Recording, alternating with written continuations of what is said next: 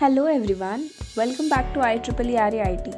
So in today's video, we're going to show you how you can program a calculator with a graphical user interface, and for this we are using a tkinter, which is a Python package. So first we are importing tkinter package, and then we are initializing the root variable by calling the tk constructor, and the root variable is the root widget or window.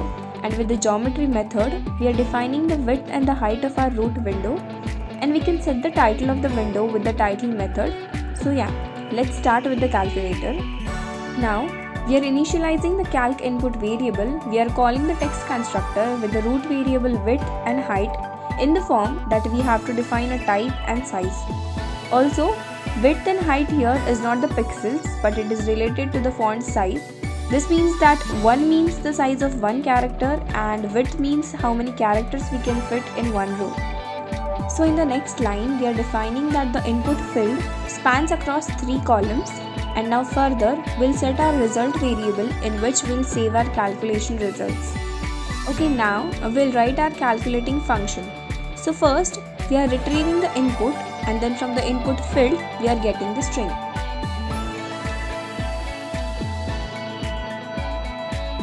One means we are getting the string from the beginning until the end. Next, we want to empty our input field so that it can be filled with the result string. So for these as a parameter, we have to set 1 and end so that the whole row gets deleted from the beginning to the end. Now, we are inserting our result starting at the beginning of the line in the input method. We are casting the entered number into a string, and then we are putting it into the input string.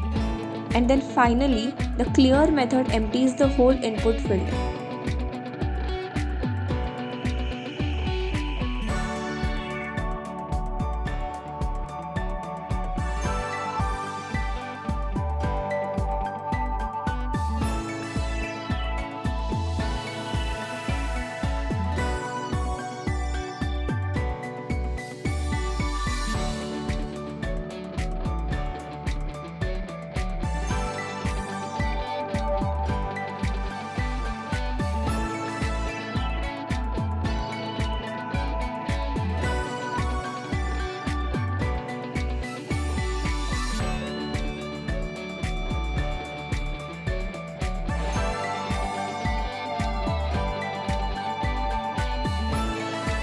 So in this line, we are filling in the root and the text, which is 1, and then the command is what gets executed when we are clicking on the 1. So we have a lambda expression which will call the input method with the parameter 1. Then again we define the width and the height of the element, and also the font and the size.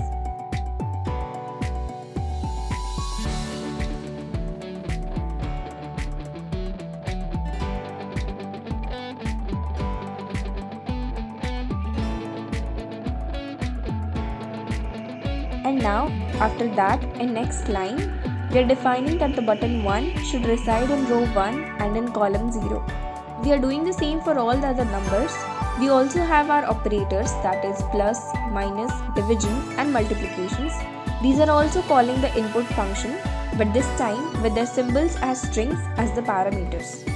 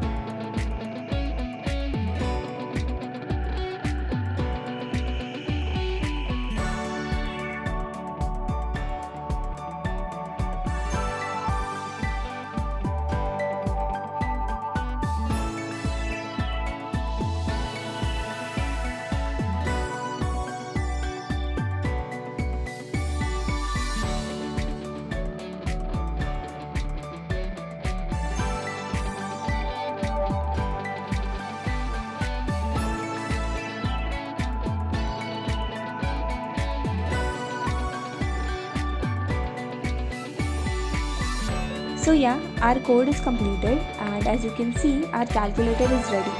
We can perform multiple operations like addition, subtraction, multiplication and division on this calculator. So that's all about today's video. Hope this video was helpful for you, and make sure to hit the like button and subscribe to our channel. Also, for more updates, hit the bell icon. Thank you for watching.